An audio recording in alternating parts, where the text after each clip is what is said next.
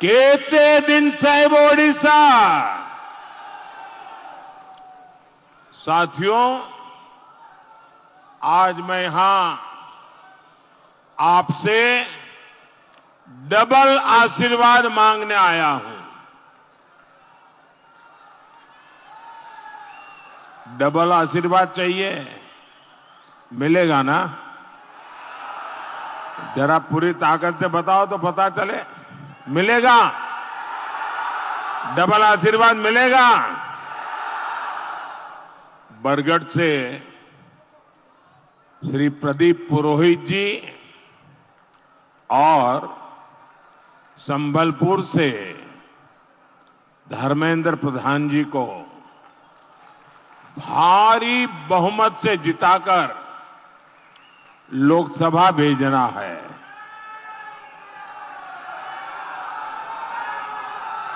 और दूसरा आशीर्वाद हमारे तमाम साथी विधायक, सारे विधायक और संसद के कैंडिडेट दोनों आगे आ जाएं। विधायक, हां,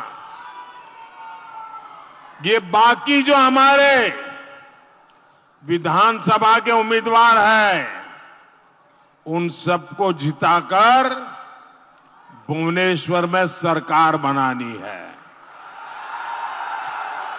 मैं 1-2 मिनट इनके बीच जाकर के फिर वापस आता हूं।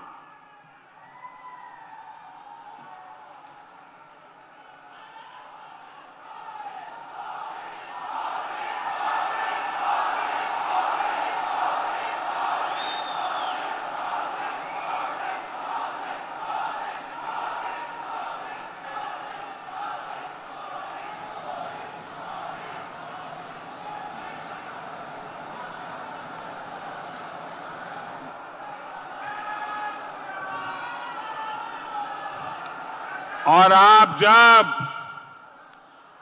इन सबको जिताएंगे तो उड़ीसा में डबल इंजन सरकार बनेगी। भाइयों बहनों, देश के कई भागों में 3 चरण में मतदान हुआ है और मैं आज बड़ी जिम्मेवारी के साथ और बहुत ही विश्वास के साथ और जनता जनार्दन ने जो आशीर्वाद दिए हैं, उस आशीर्वाद की ताकत के भरोसे साफ साफ देख रहा हूं कि 4 जून को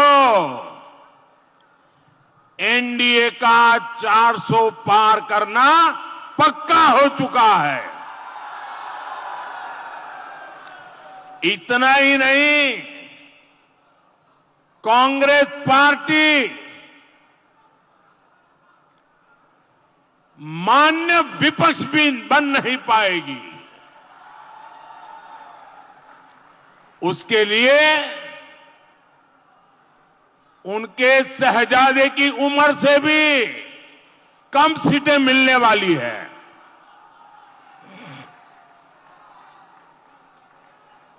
साथियों, आप सभी जानते हैं कि बीजेडी सरकार यहां कैसे विकास कार्यों में नाकाम हो चुकी है। आप मुझे बताइए, ये बीजेडी सरकार कौन चला रहा है भाई? ये बीजेडी सरकार कौन चला रहा है? कौन चला रहा है? आपको मालूम है ना, पूरी सरकार आउटसोर्स कर दी है।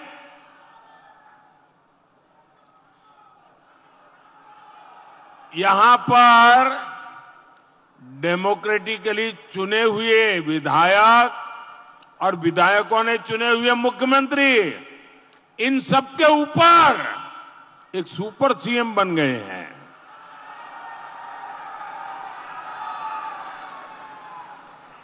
क्या आप चाहते हैं कि जिसको उड़ीसा की समझ नहीं है, ऐसे हाथों में उड़ीसा जाना चाहिए?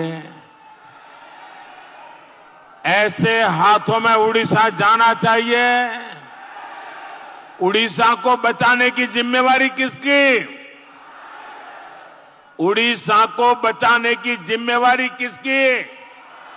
उड़ीसा को बचाने की जिम्मेवारी किसकी? भाइयों बहनों, मैं आपके पास भाजपा के स्वार्थ के लिए नहीं आया हूं। मैं आपके पास गिड़गिड़ा रहा हूं, हाथ जोड़ के प्रार्थना कर रहा हूं कि मेरे उड़ीसा को बचाइए। उड़ीसा बर्बाद हो रहा है। इतना महान राज्य, इतनी महान संस्कृति, इतनी महान परंपरा 25 साल बर्बाद हो गए और पिछले 5 साल में तो पूरी तरह उड़ीसा पर बाहरी लोगों ने कब्जा किया है। और इसलिए आप मुझे बताइए भाइयों, उड़ीसा के बेटे बेटी उड़ीसा का नेतृत्व करने योग्य है कि नहीं है? उड़ीसा की धरती पे जन्मे हुए लोग उड़ीसा का भला कर सकते हैं कि नहीं कर सकते हैं? उड़ीसा की परंपरा को जानने वाले उड़ीसा का भला कर सकते हैं कि नहीं कर सकते हैं? भाइयों बहनों, मैं तो गुजरात में से रहता हूं। मेरे यहां बहुत उड़ीसा के लोग हैं। उनका जो सामर्थ्य मैंने देखा है ना, उनकी जो क्षमता देखी है, उनकी जो प्रतिभा देखी है, मैं कभी कभी सोचता हूं कि ऐसे प्रतिभावान लोग जिस उड़ीसा के पास हो, धन संपदा अपार हो, प्राकृतिक संपदा अपार हो, वो मेरा उड़ीसा गरीब क्यों है? यहां के लोग सामान्य सुविधाओं के लिए तड़प क्यों रहे हैं? और उसका एक ही कारण है, अब सरकार चुने हुए लोग नहीं चलाते हैं। आज सरकार चलाने का काम और लोगों के हाथ में आउटसोर्स हो गया है। अगर आप चाहते हैं कि उड़ीसा की बागडोर यहां की मिट्टी के बेटे या बेटी के पास रहे, तो आपको भाजपा के सभी विधायकों को, सभी कैंडिडेट को आपको चुनाव जिताना होगा। जिताएंगे? साथियों, मैंने पहले ही घोषणा की है, 4 जून बीजेडी सरकार की एक्सपायरी डेट है।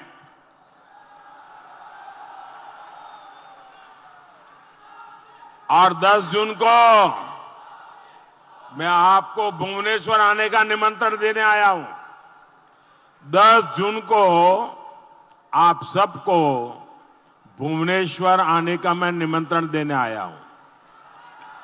क्यों मालूम है? क्यों?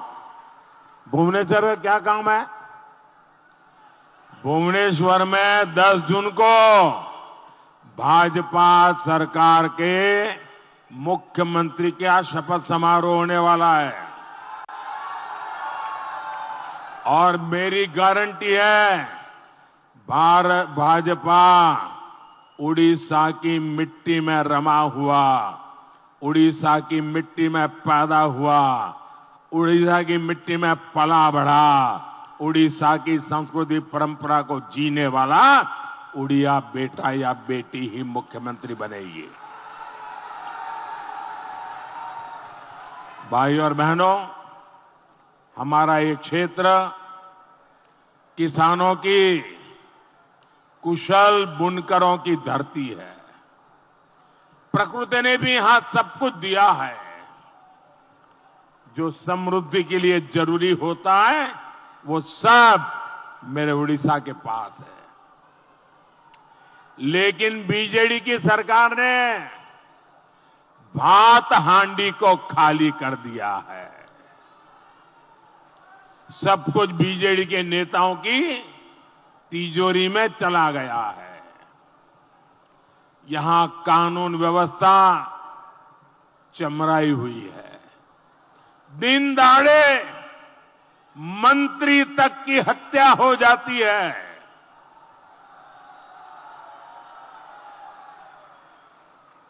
नशे के तस्करों ने, ड्रग माफियाओं ने हमारे नौजवानों को बर्बाद कर दिया है। आप मुझे बताइए, उड़ीसा को बर्बाद करने वाली ऐसी बीजेडी सरकार को एक पल भी उड़ीसा में राज करने का हक है क्या? हक है क्या? उनको हटाना चाहिए कि नहीं हटाना चाहिए? कौन हटाएगा? कौन हटाएगा? कौन हटाएगा? ये आपका संकल्प है। ये आपका संकल्प है। अगर उड़ीसा के लोग संकल्प करेंगे, एक मिनट ये सरकार नहीं रह सकती है। और इसीलिए मैं कहता हूं, मैं उड़ीसा में जहां जहां गया हूं, लोगों के संकल्प को मैंने देखा है। तब जाके मैं कहता हूं कि बीजेडी सरकार की एक्सपायरी डेट आ चुकी है। साथियों, आज सुबह ही मैंने श्री जगन्नाथ मंदिर के प्रबंधन से जुड़ा एक संवेदनशील मसला, एक संवेदनशील विषय देश के सामने और उड़ीसा के नागरिकों के सामने रखा है।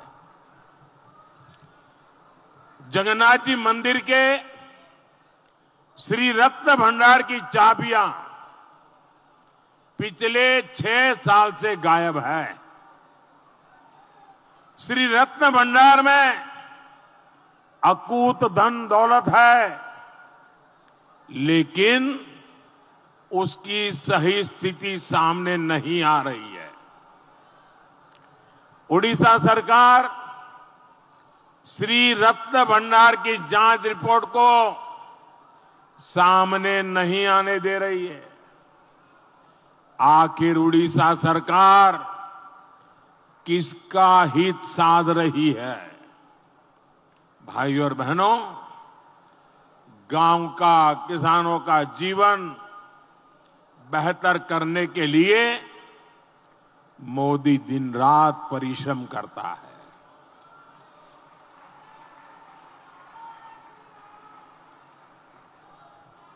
आपने तो देखा है, 10 साल पहले किसानों को यूरिया के लिए कितनी परेशानी होती थी।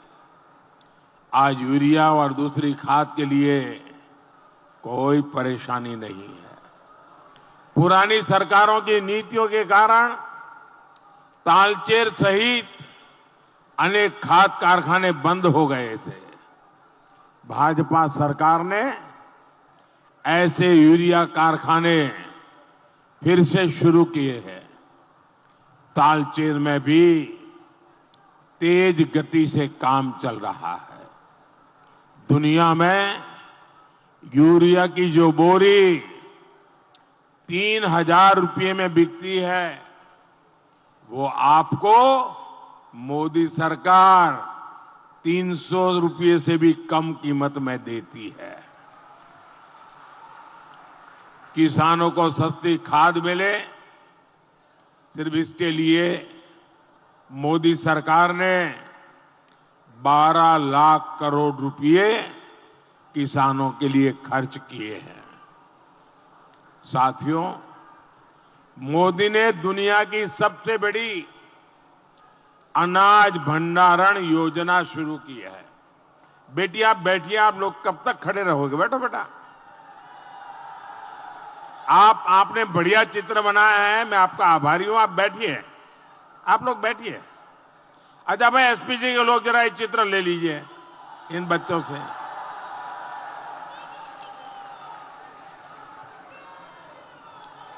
आप लोग कब से, मैं आया हूं तब से ऐसे ही हाथ करके खड़े हैं, थक जाएंगे।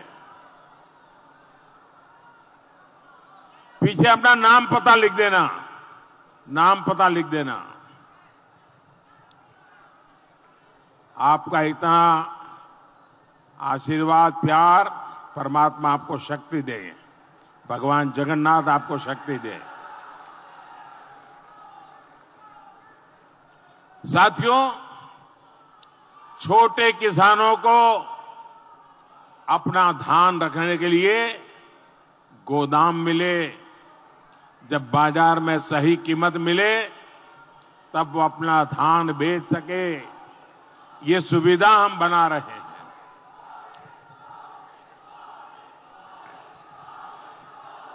आपका प्यार, आपके प्यार के लिए मैं आपका आभारी हूं जी।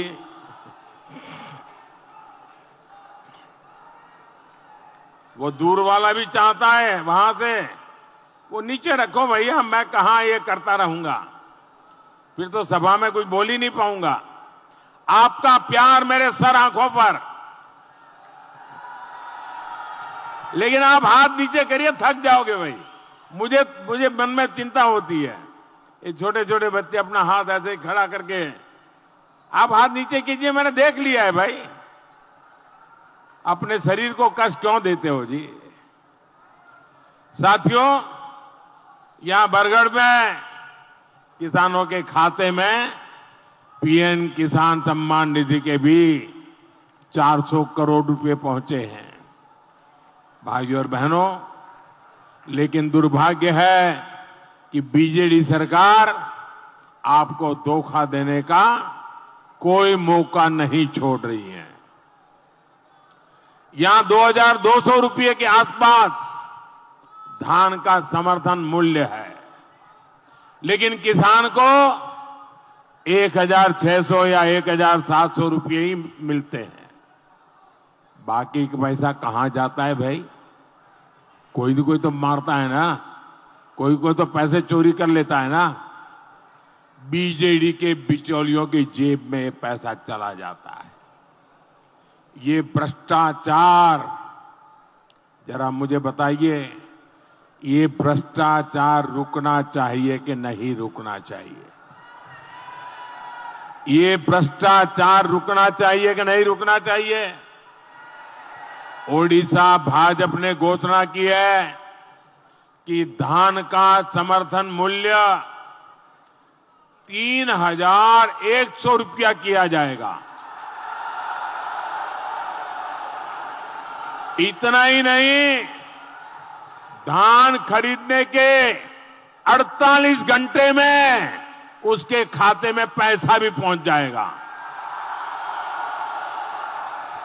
अब ये सुनकर आप लोग खुश तो हो गए। मेरा एक काम करोगे? ऐसा नहीं, बोलो करोगे? ये माताएं बहनें मेरा एक काम करेगी? जरा हाथ ऊपर कर बताइए, सब करेंगे?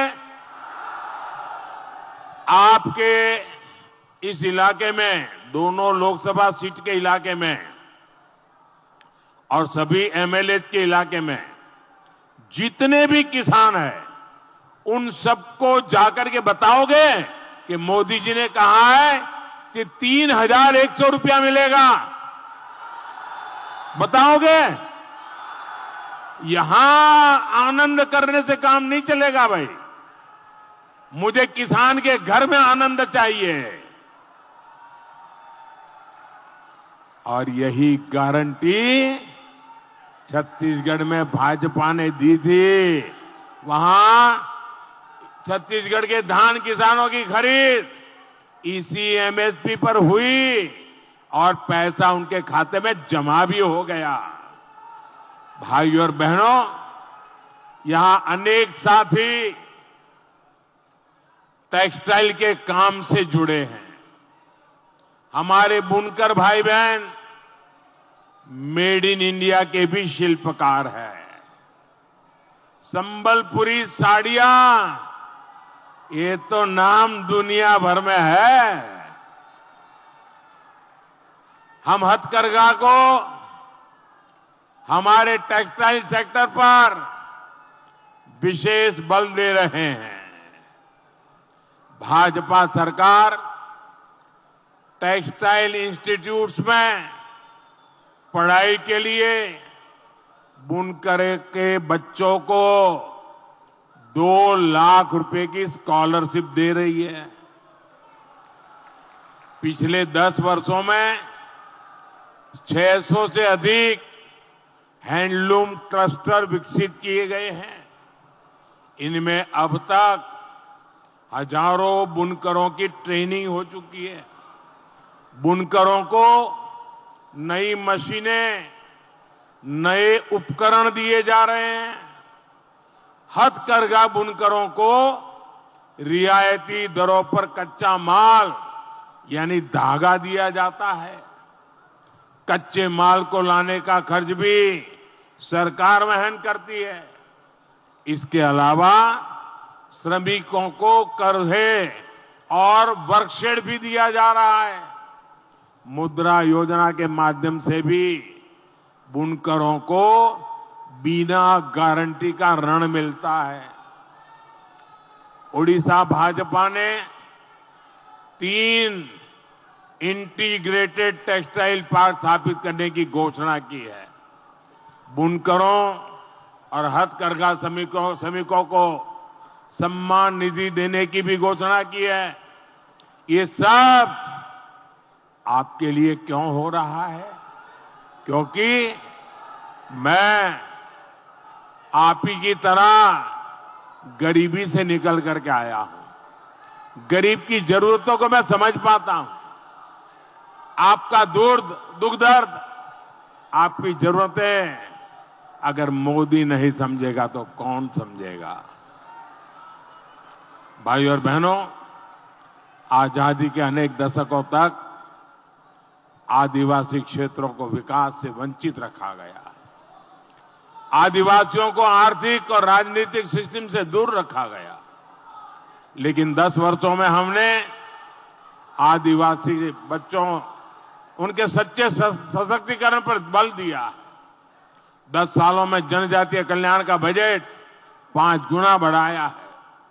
भगवान बिरसा मुंडा के जन्म दिवस को भाजपा सरकार ने जनजातीय गौरव दिवस घोषित किया है। सबसे पिछड़ी जनजातियों के लिए 24,000 करोड़ रुपए की योजना भी मोदी ने ही बनाई है। साथियों, क्या आपने कभी कल्पना भी की थी कि आदिवासी समाज की एक बेटी देश की राष्ट्रपति होगी?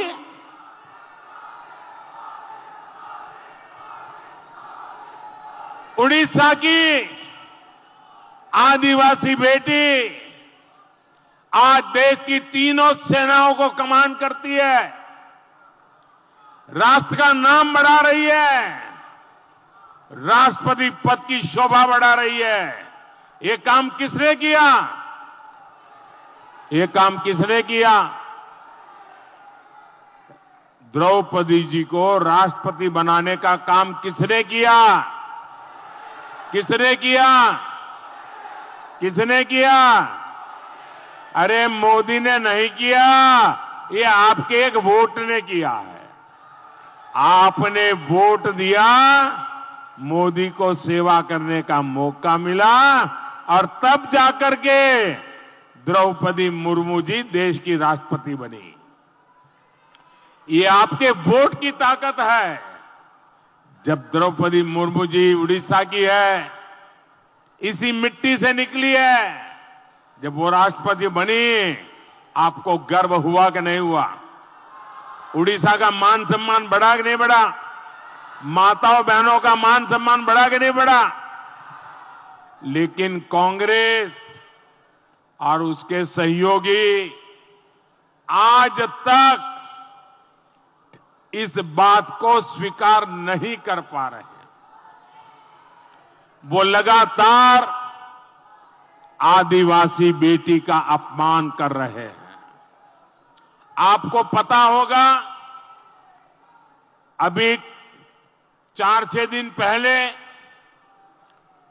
हमारी राष्ट्रपति द्रौपदी मुर्मू जी अयोध्या में प्रभु रामलला के दर्शन करने गई थी। उन्होंने प्रभु रामलला के गर्भगृह में जाकर के पूजा अर्चना की और उन्होंने देश के कल्याण के लिए रामलला से आशीर्वाद मांगे। लेकिन उनका अपमान करना, प्रभु राम का अपमान करना, राम मंदिर का अपमान करना, ये जिन्होंने ठान के रखी है, ये कांग्रेस के नेता क्या कह रहे हैं? ये कांग्रेस के नेता कह रहे हैं, प्रेस कॉन्फ्रेंस करके कहा, द्रौपदी मुर्मू जी का रामलला के दर्शन करने के लिए जाना, मंदिर में पूजा अर्चना करना, एक आदिवासी बेटी और देश की राष्ट्रपति रामलला के दर्शन करके आई, उसके दूसरे दिन कांग्रेस पार्टी के एक बड़े नेता ने घोषणा की कि हम अब राम मंदिर को गंगा जल से धोकर के राम मंदिर का शुद्धिकरण करेंगे। मुझे बताइए, ये देश का अपमान है कि नहीं है? ये देश का अपमान है कि नहीं है? ये आदिवासी समाज का अपमान है कि नहीं है? ये माताओं बहनों का अपमान है कि नहीं है? मेरे देश की आदिवासी की बेटी, मेरे देश की राष्ट्रपति रामलला के दर्शन करने जाए, मंदिर में पूजा अर्चना करे और दूसरे दिन कांग्रेस घोषणा करे कि अब हम राम मंदिर का शुद्धिकरण करेंगे। भाइयों बहनों, ऐसे लोगों को भारत की राजनीति में रहने का हक है क्या? मैं ओडिशा के लोगों से पूछूंगा, क्या ऐसी कांग्रेस और उसके साथियों को सजा मिलनी चाहिए कि नहीं मिलनी चाहिए? मैं चाहता हूं राष्ट्रपति द्रौपदी मुर्मू जी का अपमान करने वाली कांग्रेस को, चाहे असेंबली की सीट हो या चाहे लोकसभा की, इतना बड़ा उन्होंने पाप किया है, सभी सीटों पर उनकी जमानत जब्त होनी चाहिए। इसके बिना ये सुधरेंगे नहीं। और साथियों, आपको कांग्रेस से लगातार सावधान रहना है। कांग्रेस संविधान बदलना चाहती है, एससी, एसटी, ओबीसी का आरक्षण छीनना चाहती है और छीन करके अपनी वोट बैंक को देना चाहती है। लेकिन आज जब संविधान के सर्वोच्च पद पर एक आदिवासी बेटी बैठी है और पिछड़े परिवार में पैदा हुआ ये प्रधान सेवक आपका बेटा बैठा है, किसी की ताकत नहीं है संविधान की पीठ में छुरा भोंक सके। किसी की ताकत नहीं है संविधान को हाथ लगा सके। एससी, एसटी, ओबीसी का हक मोदी किसी को भी उसे छीनने नहीं देगा, ये मोदी की गारंटी है। और कांग्रेस और उसके सारे चट्टे बट्टे, ये कांग्रेस, उसके सारे चट्टे बट्टे, उनके शहजादे जरा कान खोल करके सुन लो। वंचित मानन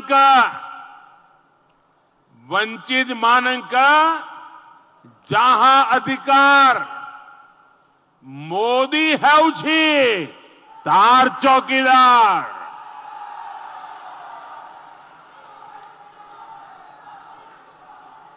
और ये शाहजादे अभी संविधान को माथे पर रख के नाच रहे हैं ना। जरा देश जानना चाहता है, क्या भारत की सरकार संविधान के कोख से जन्म लेती है कि नहीं लेती है? जब भारत की सरकार संविधान की कोख से जन्म लेती है तो भारत सरकार की कैबिनेट इस संविधान के कोख से पैदा होती है कि नहीं होती है? भारत सरकार की कैबिनेट को संविधान के द्वारा अधिकार मिले हैं कि नहीं मिले हैं? भारत सरकार की कैबिनेट, डॉक्टर मनमोहन सिंह जी की कैबिनेट जो संविधान ने बनाई है, उस कैबिनेट ने एक फैसला लिया और ये शाहजादे ने पत्रकार परिषद बुला करके उस कैबिनेट के फैसले के टुकड़े टुकड़े कर दिए थे। ये टुकड़े कागज के नहीं थे, ये टुकड़े संविधान के थे। ये टुकड़े भारत के संविधान की भावना के थे। ये देश संविधान के टुकड़े टुकड़े करने वाले ये शाहजादे को कभी माफ नहीं कर सकती है।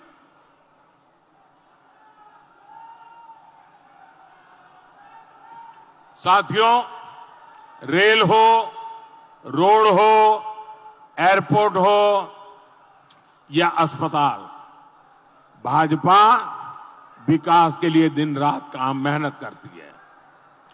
झारसुगुड़ा के वीर सुरेंद्र साई एयरपोर्ट से कितनी सुविधा हुई है ये हम देख रहे हैं।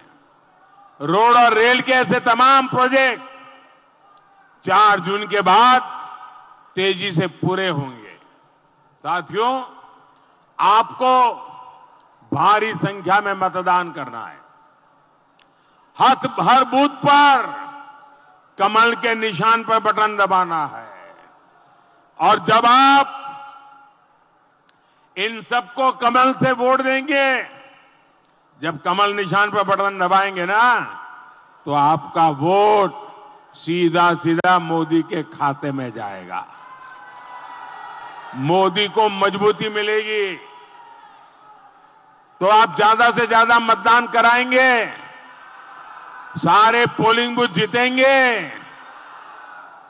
अच्छा, मेरा एक काम करेंगे, जरा हाथ ऊपर करके बताइए तो बताओ, मेरा काम करेंगे? For more such videos, subscribe to the NewsX YouTube channel, hit the bell icon.